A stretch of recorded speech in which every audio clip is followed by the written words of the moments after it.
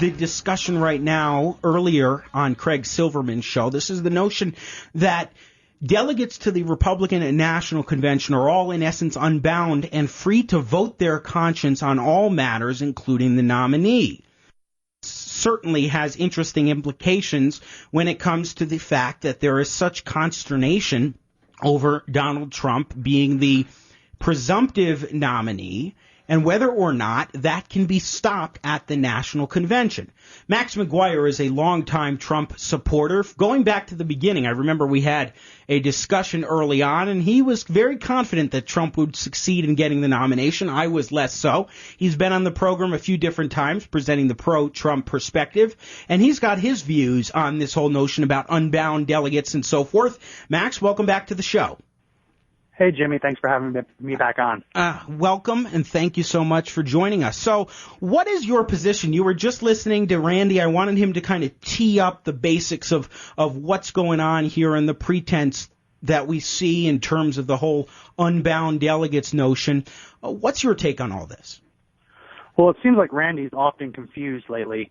I seem to be getting the impression from him and from other delegates that they believe that their opinion and their beliefs are more valuable than the people who are sending them to Cleveland. And I don't think that's the case. He's been delegated to vote for the people that sent him there. Now, in Colorado, the people that sent him there are the members at large, since the average Colorado Republican didn't get a chance to cast a vote for president. So only the members at large at the state convention had a chance to send him there. But it's awfully arrogant to believe that any delegate has the right to overturn or ignore the will of the people that put them there. What about the argument, though, and we'll get Randy a chance to respond in a moment, but there is the argument that, well, these delegates should be able to vote their conscience. I think that's nonsense. I think that if you want to go back to the 1700s where male property owners were the only ones who could vote, and black people and colored people and women couldn't vote, you can go back there. That's fine. You can do that. But we live in the 21st century, and both of the major political parties have implemented democratic reforms to give the members, not the party insiders like Randy, and I'm sorry to say, Jimmy, you're a party insider, not to give them the power to choose the nominee, but the average voters. Randy Corcoran, go ahead. Well, I had such high hopes for the beginning of this debate. In fact, I was even going to wish Max or congratulate him on his recent marriage. Well, but I look at the, kind of the responses that I've gotten from him on Facebook, and he and I have never spoken before. And his opening remarks are just the same kind of drivel. I mean, the idea that we live in some kind of a populist nation where the majority always rules is contrary to everything that's great about America and great about our system. Max, go ahead. Well, I think that's a little ridiculous. And in March and April, all we heard from people like Randy and other delegates for Colorado was, these are the rules, and Ted Cruz knew the rules and Donald Trump didn't. Now that they've lost by the rules, they're saying, oh, we're going to change the rules, or we're just not going to add that rule, and we're going to disregard everything that people said. So, Max, what rules are you talking about? Because obviously you either haven't read them or you don't understand them. I have read the rules. It's Rule 16A, subsection 1 and 2. The rules that state, which after Ron Paul's supporters did their shenanigans in 2012, the rules that state that if you allow people to vote on Election Day for a candidate or for delegates bound to that candidate, their vote has to mean something, and it has to be reflected in the delegation that's sent to Cleveland. So I've read all the rules. So let's talk about your understanding about them, because, I've got clients who read the law in their cases, and they don't understand them any better than you do. Do you understand the difference between convening rules and convention rules? Do you understand the timing and the existence and the expiration of these rules? Oh, yeah. It's entirely possible for people like you and people who are on the rules committees to rewrite the rules to disregard the American people's vote. That is fine to do. But I would also remind you that you signed a national intent to run form, and you swore, that was an oath, that was a written oath under party rules. You swore to vote for the candidate that you chose. Now, either you're ready to say that you have no integrity and that you don't believe your word means anything, or you're going to honor that pledge. It's really one or the other, and it's for Colorado's delegates, and it's for delegates all across the country. Either they have integrity and they're going to do what they said they were going to do, or they don't. Jimmy, I thought you said that Max was listening to the opening conversation that we had. Was he not on the line? He was on the line. Oh, okay. All right. Well, you wouldn't know it from what he just said. Max, what is the distinction between convening rules and convention rules, and how do they apply? Well, some rules are considered more permanent than others. Some rules have to be re-added every time the Rules Committee convenes before a convention. That's an interesting answer, but that's not the answer to my question. What's the difference between convening rules and convention rules? So you want to talk about some loophole or some ability for you and others who are going to Cleveland to change the rules. I'm trying to talk about people like me who tried to vote on Election Day in Colorado and weren't allowed to, and had to do 3 degrees of separation to try and get our will moved to the state convention so people like you could go and vote for us. And now we're being told that that people like you, not that you are, but people like you are going to disregard the people that sent them there. And I think that's wrong.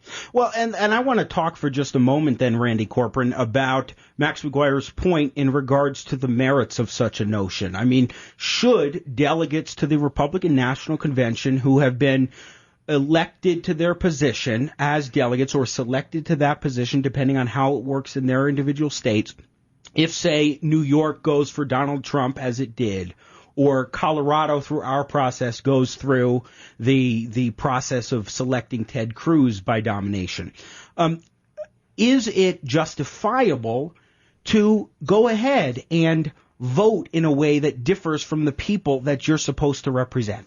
Well, you probably understand, as well as anybody who's listening right now, that we are a representative democracy. The Republican Convention is a deliberative body. Delegates are not selected and directed to go make a decision. Delegates are selected to go and be a part of that deliberative process. That's the way it's been for 166 years, and that's the way that it should always be, regardless of whether my candidate is the one who's on top or isn't.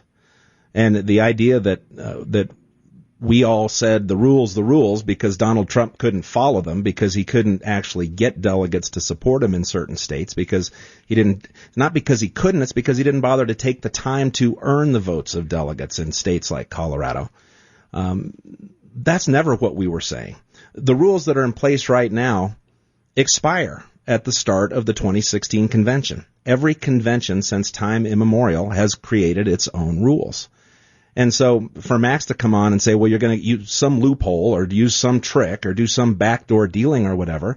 No, this is the process. It's the process that's been in place for 166 years. If you don't like it, do something like I did starting 7 years ago to get involved where I can actually be a part of this process. Do something to change it, or shut up about it. So here's the problem. People like Randy, and I mean this with full respect, they don't want to look back 160 years. They want to look back almost 2,000 years. These delegates think that we're in a platonic republic where we choose people who have more wisdom and more virtue to make decisions because all us lowly plebes can't do it. That's not what we're in.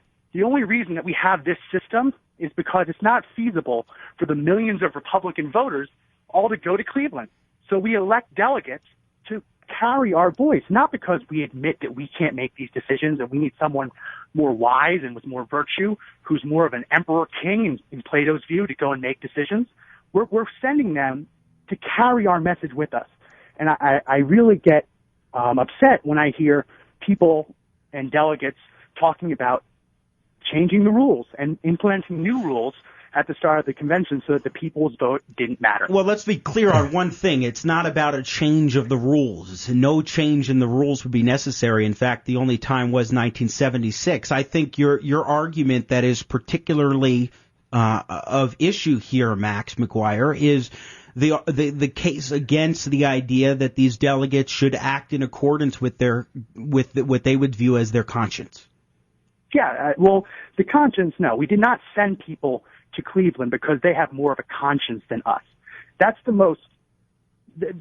that's crazy. Hearing people saying that, oh, I'm going to vote my conscience because I think you guys made the wrong decision. Listen, Trump just won California, with 78% of the vote? If there was a huge groundswell against him, don't you think more people would have turned out against him? This is ridiculous. This is just an attempt by oligarchs and people inside the party insiders, which unfortunately you two are, because there's 1.1 million registered Republicans, and you're one of the, 74 that we're sending to Cleveland? That's an insider. You're literally going inside to make these decisions. it's ridiculous to argue that people in positions of power know more than just someone who walked into a voting booth by accident. Every vote is equal, and you have to count the votes, and the votes have to mean something. Randy Corcoran. Well, what he's trying to describe is just simply a pure democracy. And the Founding Fathers were very careful in setting up a governing system, and every state has followed suit. All 50 of the states have followed suit to set up a representative democracy where people do come together to select people, not to no House of Representatives member can listen to all 660,000 of their constituents. Instead, those constituents make a decision among themselves who is the best person to represent our voice in Congress. They're trusting that person, though, to use their own voice. And it's the way it's, well, you go back 166 years. Well, that's when the Republican Party started. And except for 1976, when Gerald Ford did the shenanigans that you were just talking about and actually took away, with this Justice Amendment, took away the ability of delegates to do the right thing as they see it, that's the way it's always been done. And that's the way the system should be done. What Max wants and what Donald Trump, the fire that Donald Trump has gotten around the country is this populist move. Washington doesn't work. The elites are in control. We never get a fair break. So now this populist who's going to fix everything with the power of his personality is going to be their savior. That is a very dangerous move for the United States of America. Max McGuire, what about that and this argument about a representative democracy? Well, we can say representative democracy. There's a difference. There's a difference between what's enshrined within the Constitution and this private organization that we call the Republican Party. Even in the Electoral College, there have only been a couple instances in history where people who are Electoral College electors have become faithless delegates and voted against the people, and they've been publicly shamed. This is ridiculous. The only way you can believe that is if you believe that we live in a system within the Republican Party where the people we elect are simply wiser and have more virtue and are better at making decisions. And that's not what happened this year. Well, people didn't go to the ballot and say, oh, this guy's really wise. I trust him to make decisions for me. They went to the ballot, and in most states, unlike Colorado, Wyoming, and North Dakota, they were allowed to vote for a president. And the idea that people voted for a president and that the delegates assigned to that person are now able to do whatever they want, it's ridiculous. How would you explain this if, Randy Corcoran, if you were in another state where, as Max loves to point out, they have a primary process, let's say, or they have a binding straw poll in a caucus, which Colorado did not? How would you explain if you were a delegate who, say, from New York, decided to go ahead and vote for somebody other than Donald Trump when your state, New York, went overwhelmingly in that direction? I don't understand the question. How would you justify doing that? Yes, or what would, to the people who voted with the expectation, as Max pointed out, they were thinking that the delegates to the National Convention were going to vote the way that the state determined. Well, the first answer is exactly the reason that Colorado did away with the preference poll this time around, because when we had that happen back in 2012, the nominee or the candidate, Rick Santorum, wasn't even in the race by the time that these pledged delegates. Was that embarrassing? What did you say, Max? Was that embarrassing? Did the people choosing a candidate who dropped out, is that embarrassing to the people in power? But it wasted. No, of course not. But it wasted the vote of those delegates, because those delegates were still required to vote for Rick Santorum on the first ballot.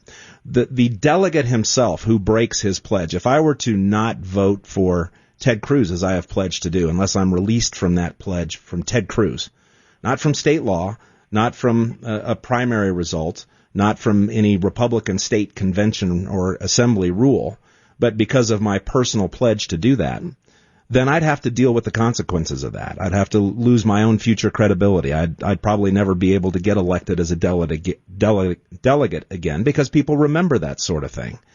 But that's the system that we have, and that's the system that we should have, because we don't want decisions or elections being made solely on a popular vote.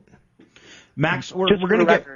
Just for the record, real quick. I just want to make sure everyone understands that a delegate to the National Convention for the Republican Party just advocated systems where people aren't allowed to vote. Let's come back on the Jimmy Sangenberger Show. We got to hit a hard break. I think Max has a bad connection, though. We'll have to address that on the other side. We'll get right back. Don't go anywhere. It's Jimmy Sangenberger, Randy Corcoran, Max McGuire. We'll be right back. Oh, News Talk 710 KNUS. Thanks for being a part of the program. We've got Max McGuire, a Trump supporter, and Randy Corcoran, a Colorado delegate who decided to pledge to Ted Cruz on throughout all the ballots, providing that Cruz doesn't release his delegates. They're both here in studio, and Randy's here in studio, and Max McGuire on the line. Just before we broke, Max made the point, Randy, of saying that you advocate for systems where people don't get the ability to vote. How do you respond to that criticism? Obviously, it's simply not true. I mean, the reason that primaries are held is to let those people who are making those decisions know what the will of their constituents is. Just like the delegates who were voted for here in Colorado. It was definitely a smaller number because of the way our system is, but those are people who turned out and supported the delegates who represented the views that they held. By the same token, in a state that tries to bind its delegates, the delegate's going to have to look at those numbers. They're going to have to look at what the people wanted. But they're also going to have to look at, well, what's changed since then? The people who overwhelmingly supported Donald Trump in one state realized he had no understanding of what American exceptionalism is. He doesn't even like the phrase. Did they realize that, have they learned enough about him to know how pro-abortion he was before he became pro-life? Do they understand, or did they understand, that he would be a bully who would call names and resort to name-calling as part of his populist movement? And you cannot force people upon whom this important decision has been laid to simply rely on a decision that was made by people long before all this new evidence and information was gathered. Max?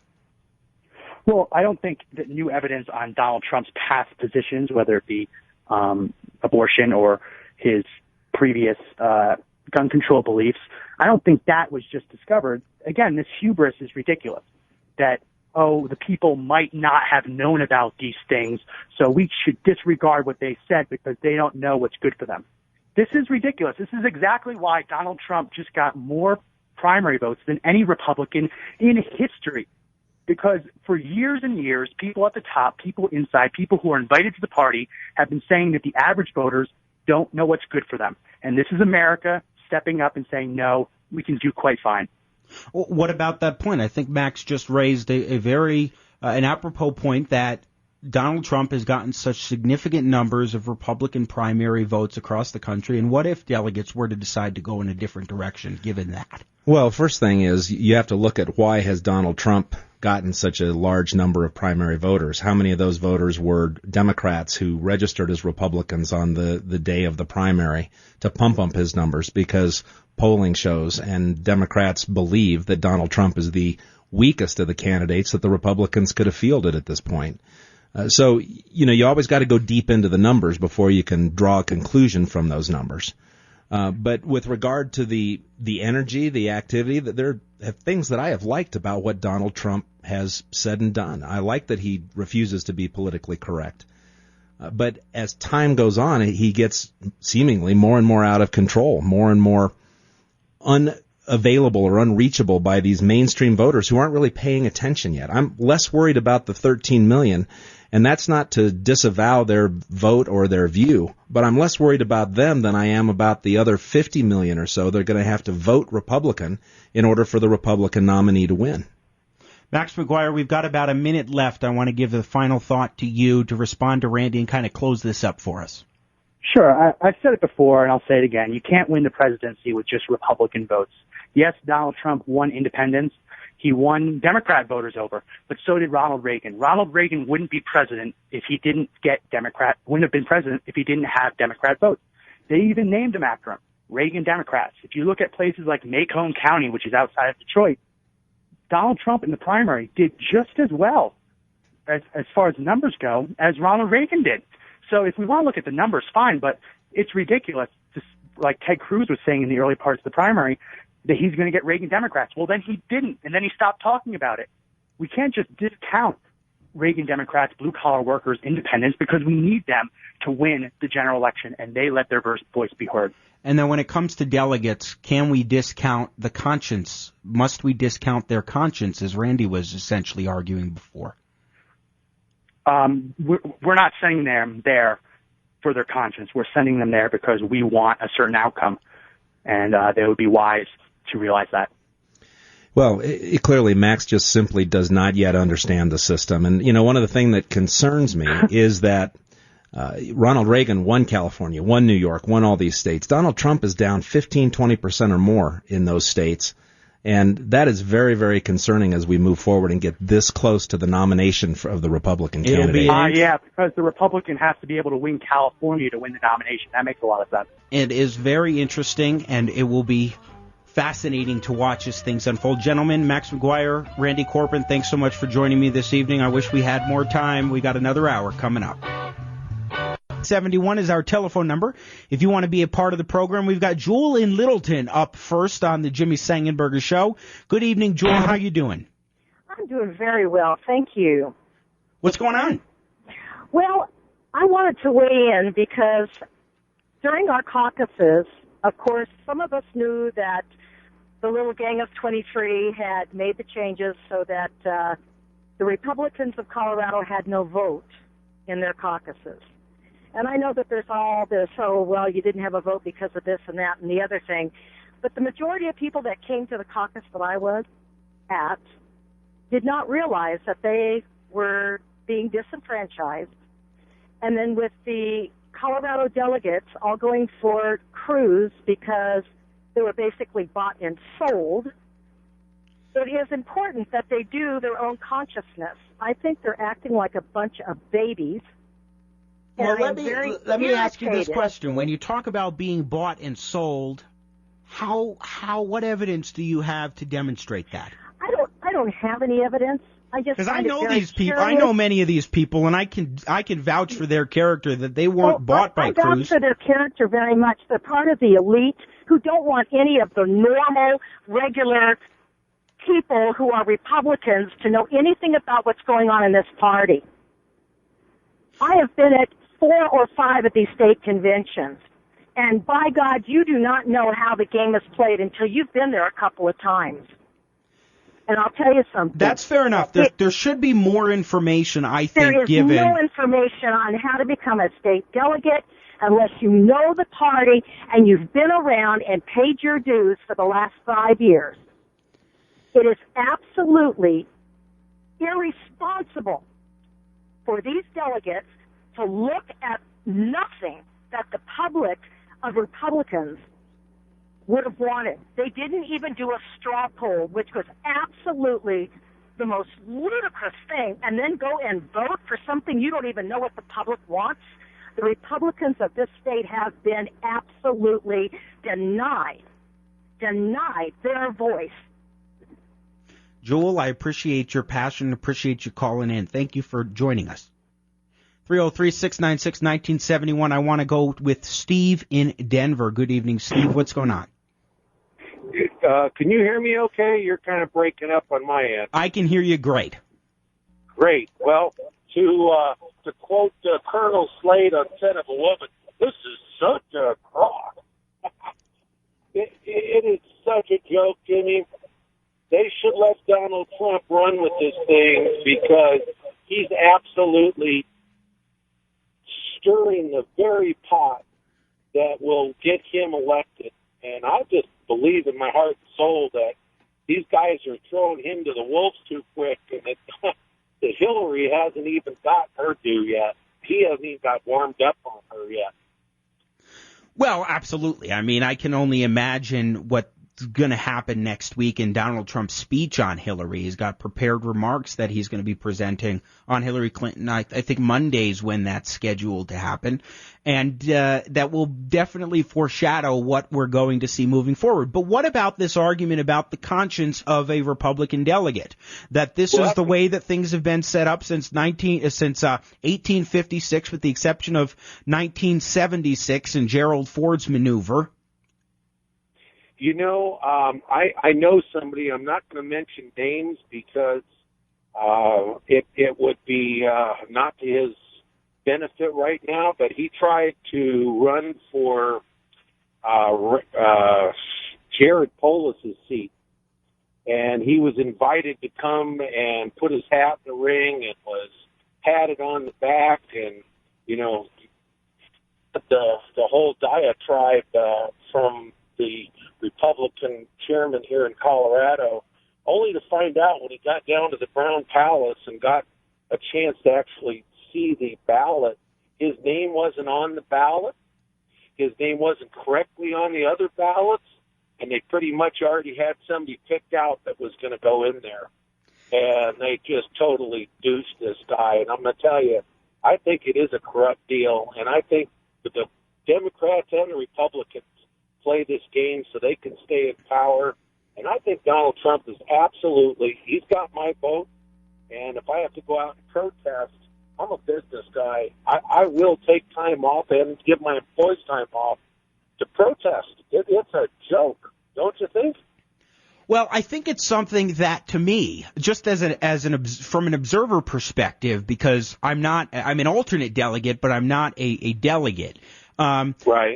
I find it to be a fascinating discussion. In addition to some of the serious issues that you're addressing, I think it's just from a kind of a political science perspective, it's a fascinating discussion just to hear people, trying to dissect this process in a way that I haven't seen before. I'm really pleased, whether it's because of Donald Trump or what have you. I'm really pleased to see so many people like yourself, Steve, engaged in this process and enthused about what it means to you. Right. Well, I'm almost 60 years old, and I'm looking at my two grandchildren and thinking about, just how do you explain democracy when there's a price tag that someone can pay to be able to slip through the cracks like Hillary Clinton. And then you get another guy like Bernie Sanders who is never going to get to the POTUS. And yet, he's encouraged to go forward because there's so many young people that they just want a fair shake. It's like my son-in-law likes Bernie, and I love my son-in-law, and I'll support his right to vote for Bernie. I don't think Bernie offers the answer, but I know a lot of young people believe he does. And that's because they don't know why, but they sense there's great danger. All right, and Steve. And they're right to sense it. I'm up against a hard break. Thanks for the